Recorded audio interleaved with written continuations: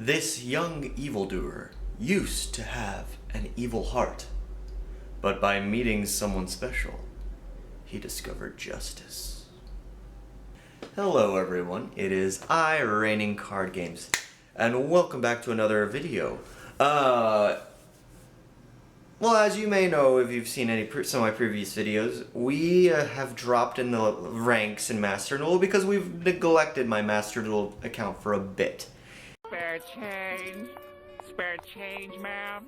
This has also opened the doors for the opportunity to try some more Belongs in the trash! interesting decks that might actually work in the lower tiers of Master Duel. So, for today's video, we are going to be visiting a young evildoer who turned to justice.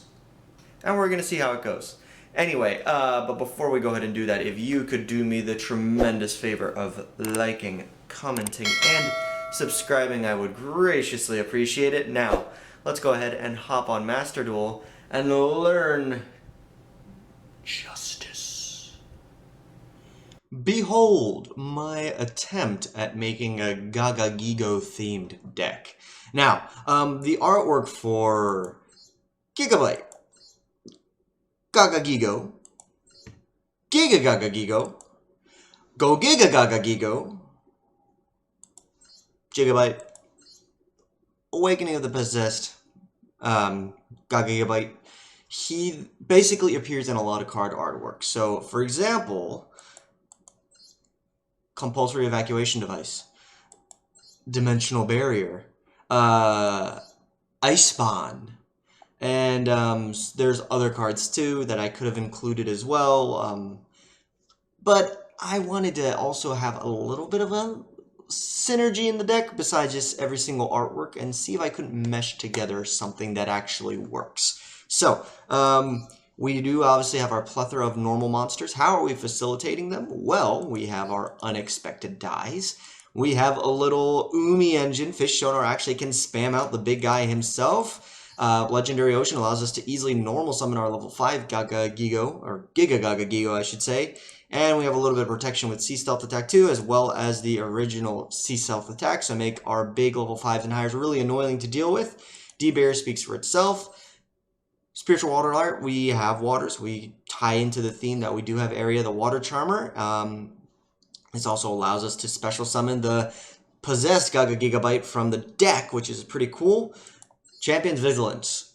This is basically Solemn Judgment as long as we control a level 7 or higher normal, which we will easily have on the field.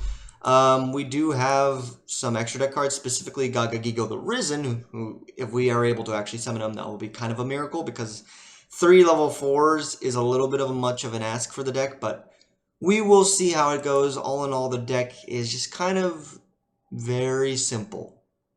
Game plan, get big bunguses onto the field, control the board with some back row, and hopefully take the dub. So let's go ahead and see how it goes.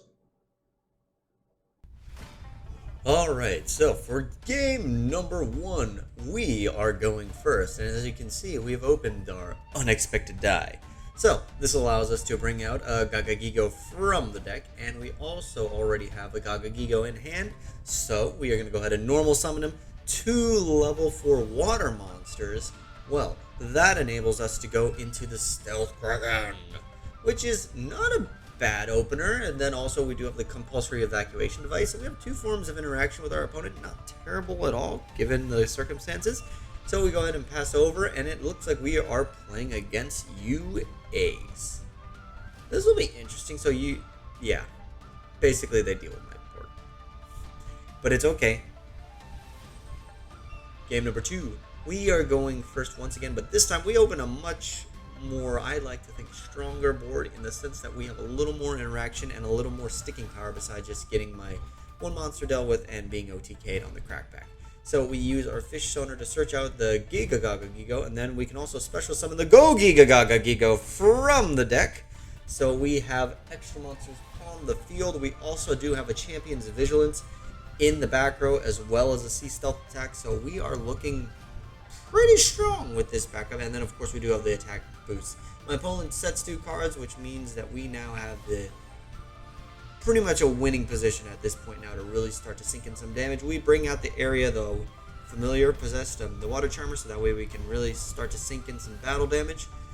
My opponent is thinking for a bit, and they activate Magician's Combination, so it appears we are playing against the Dingledork Magician, but I have an Omni Negate, so we can just wipe that trap card away, and now we can really start to push in for some damage. So we attack with the Gagagigo. See Stealth Attack deals with it with before battle calc, and now we can sink in a bunch of damage, and then also set the dimensional barrier that we drew for turn. So we have further interaction if they want to fusion summon, Xyz, Link, however they want to go by it. Well, it's not Link, but you know what I mean.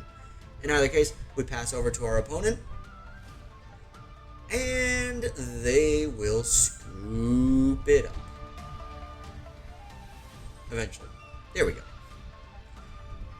We move on to our next game, and once again, we do open up with the Umi opener. We go ahead and activate our Legendary Ocean, which will assist us in setting up beautiful, beautiful place in order to normal summon the Giga.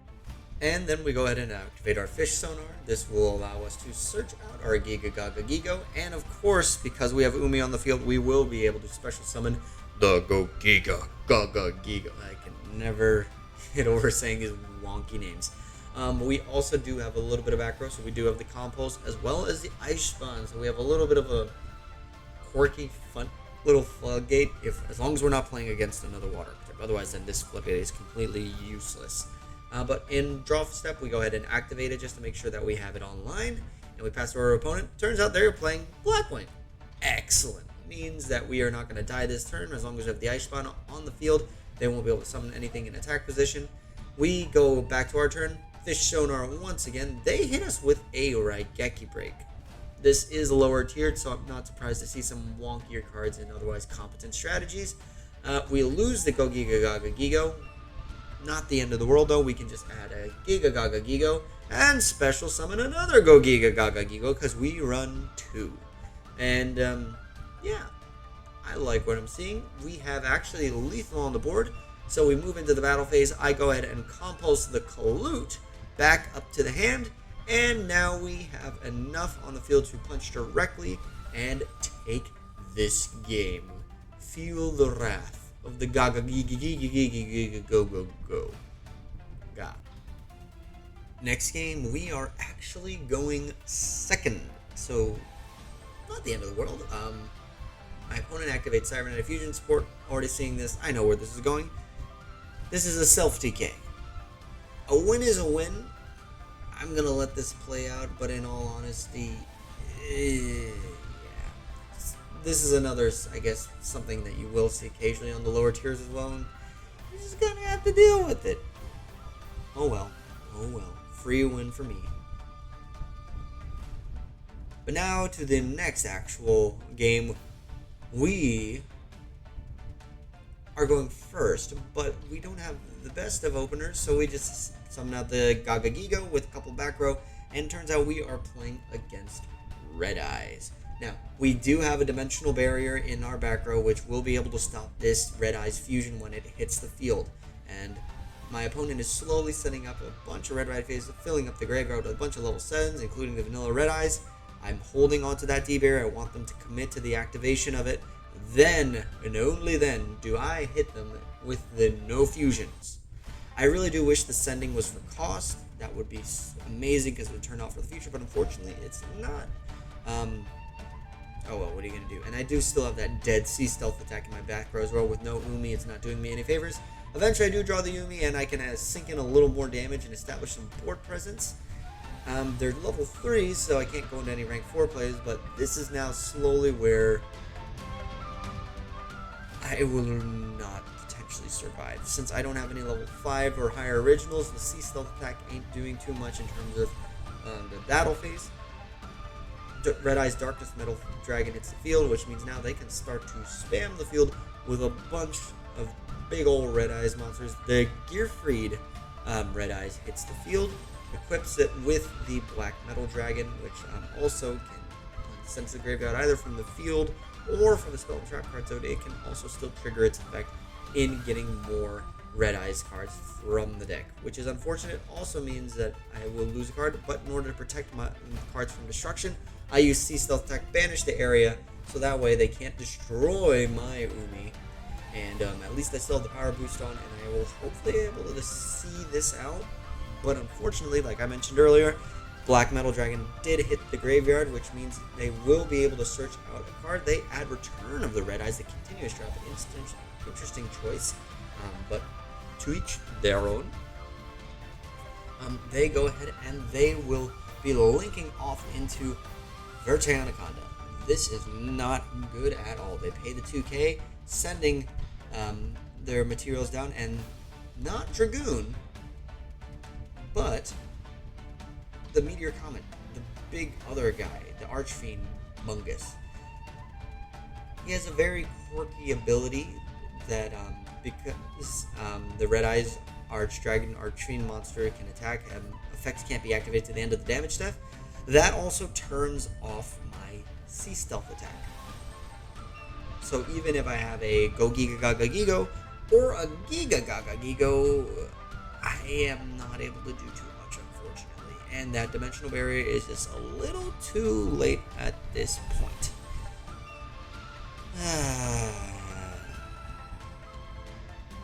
Yeah. Let's move on. Anyway, we move on to the next match. We open decently. We do have the stealth attack, Sea Stealth Attack 2, which does count on Umi while in the field, which means our Fish Sonar not only will get us a search, it will also get us a special summon. So we go ahead and we look for our own Gigabyte, because we already have the Giga Gagagigo in hand, and just nice to have the entire family. And we special summon the big Bungus himself. Now we can actually get a little creative. I decide to summon just a regular Gigabyte. Or, sorry, not Gigabyte, Gagagigo. I'm running out of my Gigas. We summon the Gigabyte, and we're going to use him as tribute fodder so that we can summon the Giga Gagagigo. There we go. I just had to get my goes all in order, and we are playing against Cubic, which is unfortunate because that Vijam is just kind of sitting there, and we're just kind of in a war of attrition. Eventually, I have enough resources that I'm going to decide to get rid of it. We go up into a Nightmare Unicorn to get that Indestructible by Battle Vijam, the Cubic Seed, out of the way. We go ahead and activate Unicorn's effect, discarding the Gigabyte that we have in our hand to spin away the Vijam to hopefully finally start to punch in for some damage. They activate Cubic Causality. This distributes Cubic counters. Monsters with Cubic counters can't activate their effects or attack.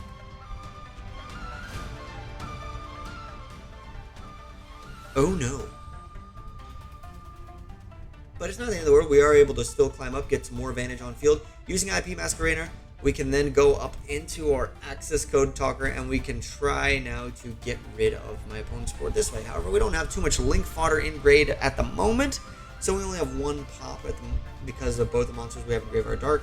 Not the end of the world, though. We still also do have a really big 5300 attack Bungus that can still deal challenge, I should say, the Crimson Nova, which will be unaffected by effects of monsters with 3000 or less attack.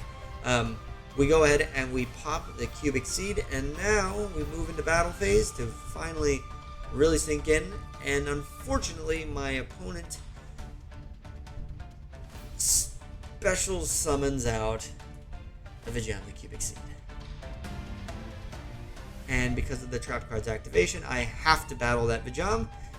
Vijam in the battle phase then activates its effect, places a Cubic counter, and goes to the spell and trap card zone. My access code talker is now dead, and my opponent has enough to finally assemble to get Crimson Nova on the field, punch, and then burn me to death. Oh boy. That is going to do it. Honestly, the deck is simple. It is very simple, and sometimes that simplicity is its downfall in terms of some matchups, and in some instances, hands are just not enough to deal with established boards, so on and so forth. But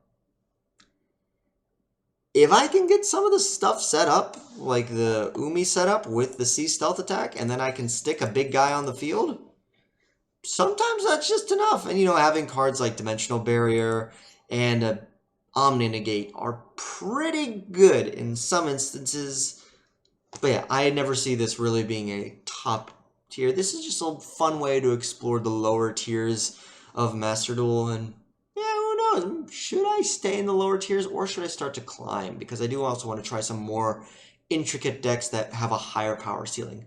But hey, that is the interesting thing about Yu-Gi-Oh! At every level, you can always experiment, tinker with high-tier meta decks, tinker with random archetype, not even archetype, I guess lore-based cards like this. But that is going to do it for today's video. Thank you all so much for tuning in, and I will catch you in the next episode.